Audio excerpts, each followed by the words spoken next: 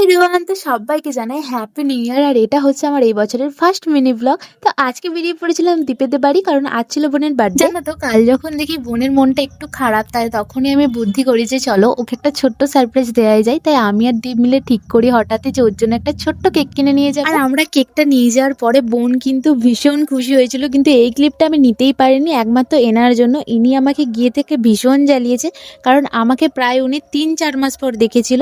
তারপরে এই যে এত আদর খাওয়া, তো তারপরে আমরা চলে গেছিলাম কেকটাকে কাটিং করতে। আর তোমাদেরকে তো প্রথমেই বললাম আমরা অতটাও ভালোভাবে বার্থডেটা সেলিব্রেট করিনি, জাস্ট ছোট একটা কেক কিনে নিয়ে গেছিলাম। আর এইদিকে দেখো স্পার্কেলটা জ্বালাতে গিয়ে হঠাৎ ওটা ছিটকে ওঠে, যেটা দেখে ভীষণ ভয় পেয়েছিলাম। আর জানো তো, বোন কিন্তু এই কেকটা পেয়ে ভীষণ খুশি হয়েছিল। আর আমার না নিজে সারপ্রাইজ পাওয়ার থেকে অন্যকে সারপ্রাইজ দিতে ভীষণ ভালো লাগে। এটা কার কার ভালো লাগে অবশ্যই কমেন্ট করে জানিও তো।